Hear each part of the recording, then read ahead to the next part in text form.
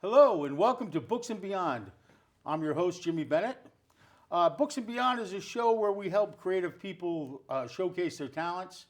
It's been a very, very tough time with the pandemic. As we know, we've all been stuck. Pretty much life has been muted. It's starting to get back to normal now. I hope that people will get out, and I'm here to help people personify their aspirations. In that vein, I'd like to talk about my books. I wrote 3 books called, I call it the William Gillette series, set at Gillette's Castle using William Gillette as the man who brought Sherlock Holmes to America in the early 1900s as my amateur sleuth. And another thing I'd like to mention is CAPA, the Connecticut Authors and Publishers Association. Anybody interested in writing in any form, whether you're an editor, writer, publisher, agent, the Connecticut Authors and Publishers Association is a great way to meet local people, local writers, people that are starting out, and some people that are well established. You can find us on Facebook at the Southern Connecticut chapter of CAPA, and we have virtual meetings every third Monday of the month about 6:30. I hope you'll tune in and check us out, and hopefully we'll be back into meeting in Meet Space shortly. Today I have a very welcome guest, somebody I've been trying to get on the show for quite a while, Mr. Stephen Slosberg, a journalist and, local writing legend actually in this writer. area. I got to tell a quick story of how me and Stephen actually got to know each other a little bit. We both used to work out at the YMCA in Mystic in the morning, and afterwards, for some reason, around the same time, we always took a sauna. And I knew who he was, and I was writing my first book, The Case of the Flying Corpse. I always wanted to approach him. I wanted to ask him, for advice and stuff like that. But I thought, well, it's sort of like people always do to me, when I tell them I'm a chef, they ask me how to make lobster Madeira. It drives me crazy, So I didn't really want to bother them. But one day we were in there, and I brought up the subject, and Steve was really encouraging. He gave me a lot of great advice, and I gave him the outline of my story. He said, oh, definitely go ahead, do it. And it really spurred me to finish the book. And now it's been published. I've established a little bit, and I'm very grateful. So welcome, Steve. How are you? Thank you, Jim. I'm glad to be here at last. It only cost you $500 to get me here. But no, I'm happy to do it. And that book was terrific. And I think that you could pull that off and still be as busy as a chef is remarkable. And I'm glad it's been productive in terms of future books for you. Thank you. So good work. Good. So now tell me, let's start from the beginning.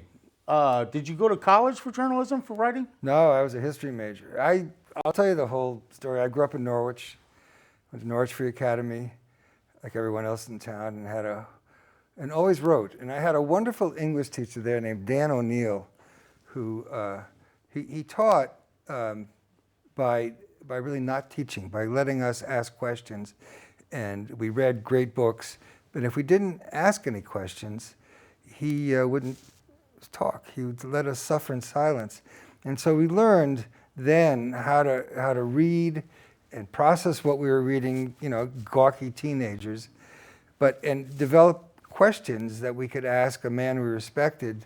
And it gave us confidence, and it kind of showed me that this was what I wanted to do. I went off to college. I went to Oberlin College, which is near Cleveland, liberal arts school. And I didn't major in English because I didn't want to take courses in Chaucer or Shakespeare, so I studied history. But I wrote short stories, and I mostly wrote letters to the editor of the campus paper just to do something.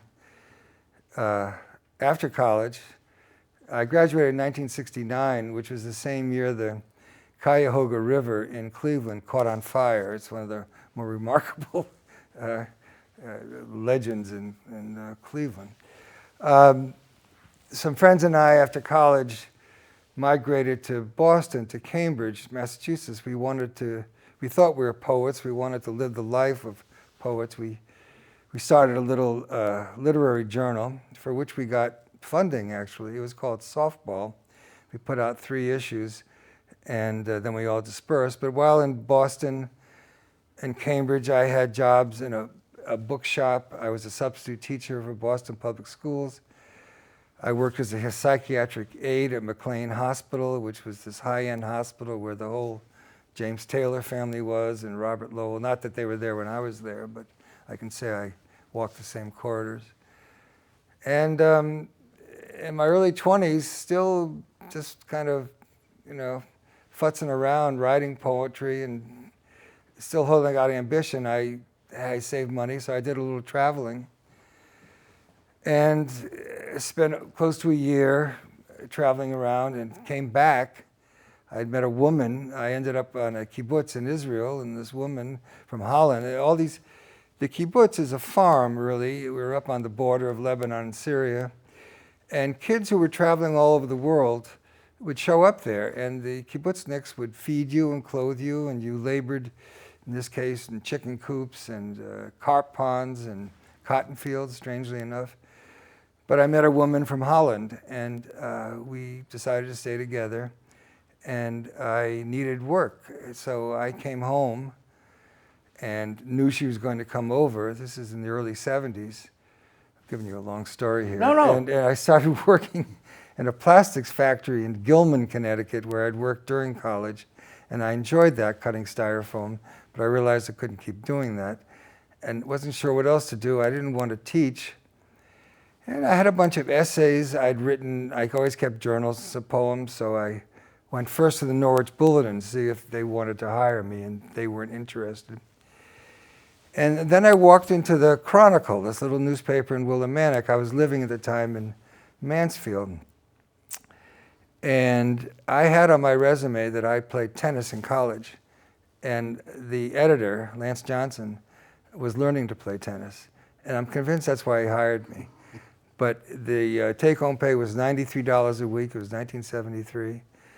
But when you work on a small paper with a limited staff, you have to learn everything. So I learned how to write about weddings and obituaries and covering the local courts, which was eye-opening, and politics and the stuff of small towns, which have the same problems as large towns, zoning and water and taxes.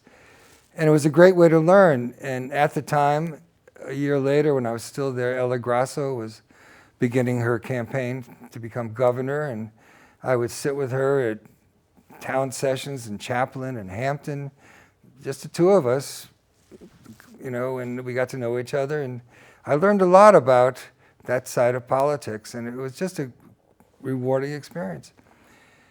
In 1975, everyone urged me, it was time to sort of move on, and I had always heard good things about the Day in London, and I applied elsewhere. I applied to the Danbury News Times, which was where I wanted to go, just to get away from the area I grew up in.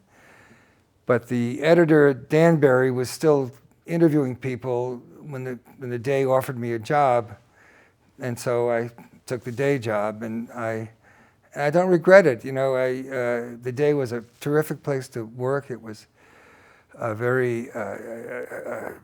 they took care of the employees. The salaries were good, the working conditions were good, the whole atmosphere was good. It was still an afternoon paper, and so you had a little different schedule. Deadline was at 11 in the morning. But I first covered Norwich, my hometown, which I kind of hated, but I learned to like it. Then they sent me out to Lyme and Old Lyme, which I found fascinating towns. A lot of interesting folk up in Lyme and scattered in the hills. And then I covered Groton, which to me was the most diverse community. You had Noank and Mystic and the city of Groton and the Navy schools and Pequannock, and it just was an interesting beat. And then they decided I should cover politics in Hartford. Every day we'd have to drive to cover the General Assembly. And I really didn't like that. I didn't like all the machinations and bargaining that went on in the Capitol. But I did it. I did it for 2 years and covered several campaigns. And then the editorial page editor, Ken Gruby, a much beloved fellow, deservedly so, retired. And Morgan McGinley, who was his assistant, was named editorial page editor, and Greg Stone, who lives in Old Mystic, became assistant editorial page editor. And they had an opening for a third writer, and so I applied and I got it. And it proved interesting. 3 guys of different temperaments working in a small space, but it was good. It was interesting, but it was good. And I wrote editorials for 3 years. And during that time, I started a column once a week, writing about literally anything. And then in 1984, Dean Avery, the publisher of the day, retired, and Reed McCluggage came from the Hartford Courant to be publisher. And the first thing he did was guide the evolution of the day from an afternoon paper to a morning paper. And then they created the job of columnist. And I applied for it, and they gave it to me. And it proved to be the best job you could have. When I was young, I wrote stuff a little impetuously and perhaps imprudently, and I got a lot of people ticked off, and I kind of mellowed as I got older. But it was a wonderful opportunity. And what I really want to say is, when I came out of college, again, liberal arts education, I don't regret it, but you're not really trained for much in particular. But I stumbled into the one job I could do, and it's proven to be, just a terrific opportunity. I don't know if everybody finds what they really want to do, but I did. Right. And I just have enjoyed it. And I still do it. I retired in 2007. The day offered a series of buyout packages, and a bunch of us took it. And I was 59, which is a little young to retire. And my wife and I traveled a lot. We had children who were having children. And I did some travel writing. But that travel writing, you're always going cap in hand, soliciting magazines. They take them or they don't. And a lot of people who had worked for the day, David Tranquita, Corey Fike, Harold Hanke, the photographer, Bob Blax-Bashan, a fine editor, had left the day and gone to the Sun. So about 5 years ago, I thought I'd offer, writing a weekly piece for the Sun. And David Tranquita, then the editor, said, yeah. So I started doing it, and I'm still doing it. And it's, I try to be faithful to getting one in every week. It's important in retirement to have a task, to have a commitment to do something. And I kind of like the stories I do for the Sun. It's different from what I did for the day. The day was more, antagonistic or opinionated or getting the populace all roused up. What I do now is more kinder and gentler nostalgia pieces, but nonetheless still interesting to me, learning about local history and characters. And I believe I did a piece on a young writer named Jim Bennett. Yes, you did. You did. It was a very nice piece. Yeah. I wonder about that because, when people ask me, they say, "Oh, how do you be a writer? How do you be a writer?" I say, "Well, you write. You have to write. That's all I can tell you." But in journalism, in your type of writing, obviously, your writing has evolved over time. Now when you're reporting facts and stuff like that, it's like me, or when I'm writing my fiction, I can write anything that comes to my head. I can, but gathering that information and then putting it into a coherent, line and reporting it as factual, that I think takes a little bit more talent. It takes good editors, too. Right. There's a time-honored model in journalism called the upside-down pyramid, which means you show your cards early. You don't build toward a climax. It's you tell the reader what's going on as soon as you can, factually. Look, we all try to be objective, but we all are impartial. You can't help it. But you try to present the story, especially as a reporter, the way it's evolved. And you try to, if your editor is good and watching over you, you make sure you get both sides, or multiple sides as you try. You have to learn to write quickly and sparely. I tend to be a flowery writer. I mean, I depend too much on the comma and adjectives, but that gets weeded out of you, well, sometimes reluctantly. But you have to be nosy, and I am nosy. You have to be curious, and you sit there and you listen to meetings, which can be dreadful, but you hear things. You go to town hall, and you talk to the town clerks, and you look at property deeds. You go to the police station, and you learn to kibitz a little bit with the cops, and you get to know them, and you hear stuff. And, it's not necessarily gossip, but it's the stuff of life that happens in communities. Some of the stories I've liked the most came from tips, some from policemen, some from people in the community who, we rely a great deal on sources. But news writing it can be taught, and it's just a matter of actually being efficient, being expedient, and knowing how to get your facts straight, including spelling and addresses. It's just a good lesson in facts. I find that I was made to do this. I could not attempt to write a novel as you have. There was a book I'm reading now, is by the son of the great South American writer, Gabriel Garcia Marquez, and his wife, as they got old and died. It's a son's loving tribute to his parents. But as Garcia Marquez aged, he went into dementia, and he was losing his powers of concentration. And he said to his son, he could no longer create the architecture you needed to write a novel. And I thought that was the great way to assess what you need to do to write a novel, this grand plan that you can see it and then you build into it. I was born to write 18 inches of news copy and move on to the next one.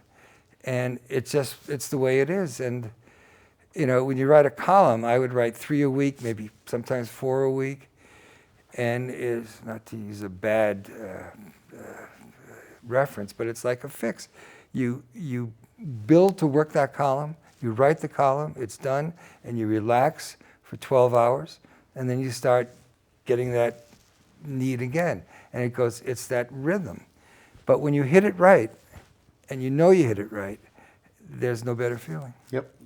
But again, and I can't advise anyone. People ask me, journalism schools, I'm sure, are worth the money, but I think a lot of newspapers, at least when I started, the papers want to train you themselves. You can come out of journalism school with certain habits and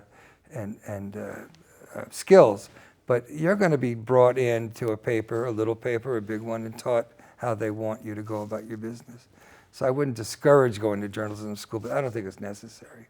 One of the things I've always thought about for journalism and people in the news business is you see so much, on a big picture, but also you focus too on smaller things like towns, like you say, like taxes or certain ordinances that might come up. Or I never knew how important sewers were. Right.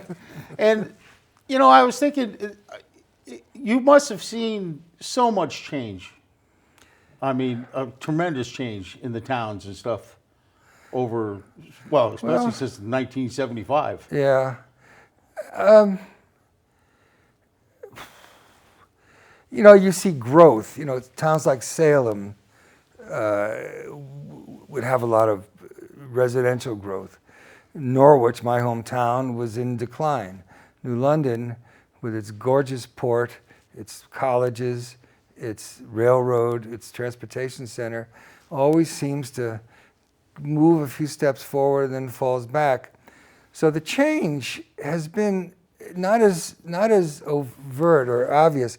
I think a big change was the opening of the casinos in the sense of bringing in not only a diverse population to this area, but a population, not everyone being fluent in English, the demand on the schools, the need for housing, that I think has had a more significant impact on the way our towns have grown or not than the smaller things. The traffic on 95, for example, became really rough. But Stonington, the town I live in now, I don't think has changed significantly. Mystic has gotten extraordinarily busy. North Stonington has experienced a little growth, but still a rural community. Ledyard, it's still Ledyard. Yep. I mean, it's still roughly the old farming town it used to be. And Noank, where you grew up, is an area people would love to live in. The prices are up.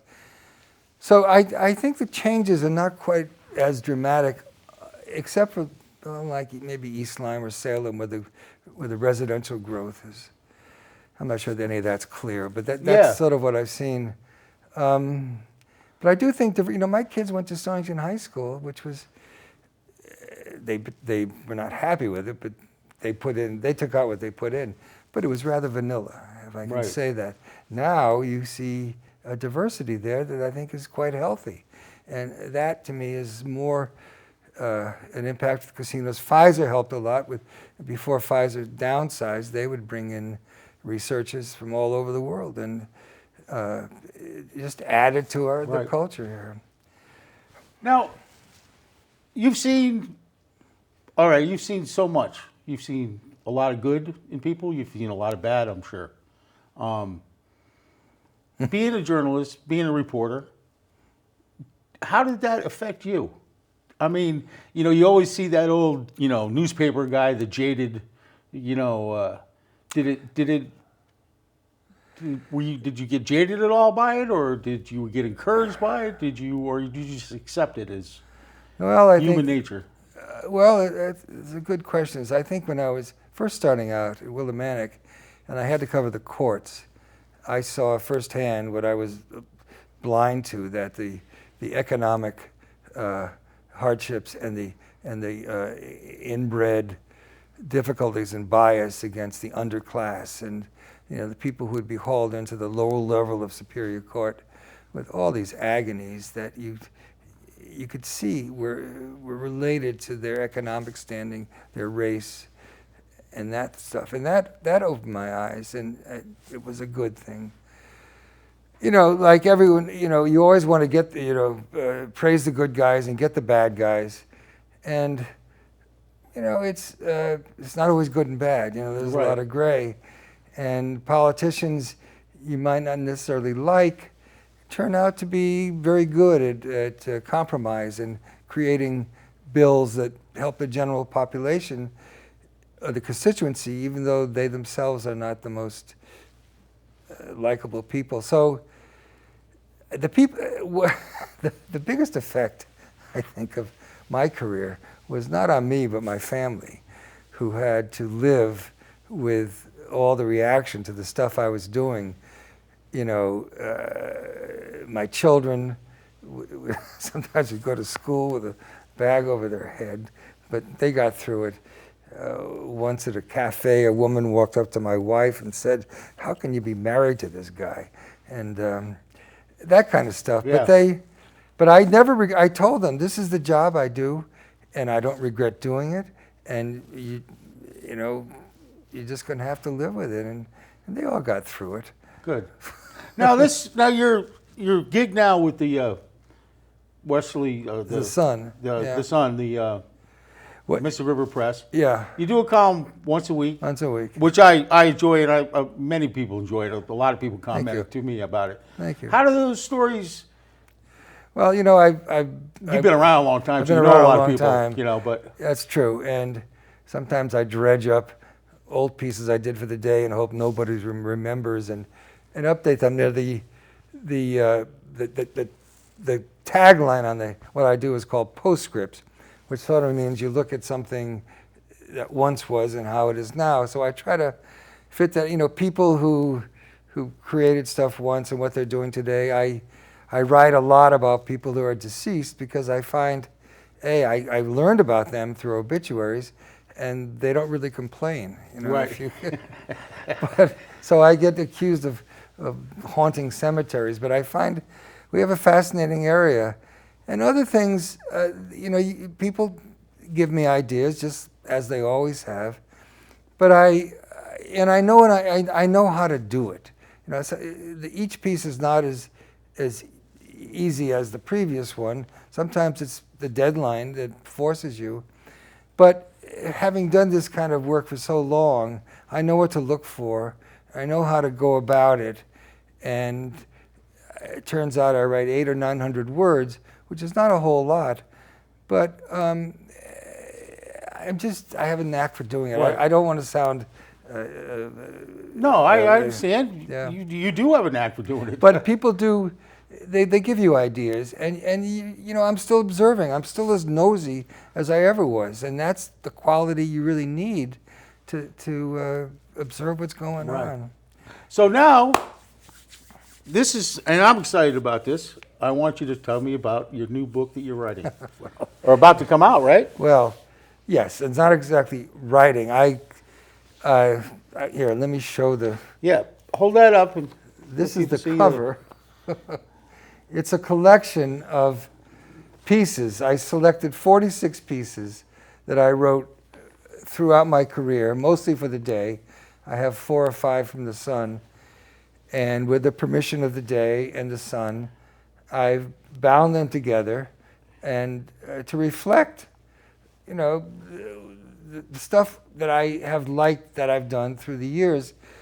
I was a little reluctant to do it. It's certainly vanity, but a good friend of mine, who's an excellent short story writer, Len Freed, he lives in Clinton, urged me to do this, and I did it. And I found it interesting as I went back through.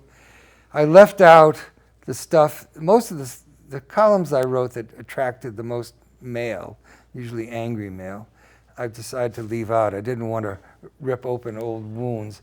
So it's sort of, a lot of the stuff is soft and cuddly, but not everything. But I think it gives a good sense of what I did from the 70s through today. I think that's fantastic. I can't wait to wait for that to come out. It'll be available in early November. Early November, and where will we be able to find it? Well, I hope at Bank Square Books and maybe the Savoy. I've talked to Andy Philbrick and about doing a little signing. I will give away a lot to friends and family, and I don't know much about marketing, but hopefully at first Bank Square will be a place you can find it. And, Good. Well, maybe we'll go up and do a literary salon on up in Westerly or something too. Yeah. You know, Yeah, that'd be great. I wish you all the best with it, and I think you're going to do very well with it. Well, thanks. I know that I'm looking forward to it. I always enjoyed your writing, and I'm sure Thank to you. enjoy this. Thank so, you. Good. Well, I want to thank you very much for being my guest today. Are we through? Yes, It flew by. I told you it goes fast. You know. Yeah. Well, why don't you tell me a little bit about your newest? And you just had a story published. Well, yeah, I just had a story published. It's going to be published. Oh, that's it. All right. Well, thank you very much. It's been Books and Beyond. Take care.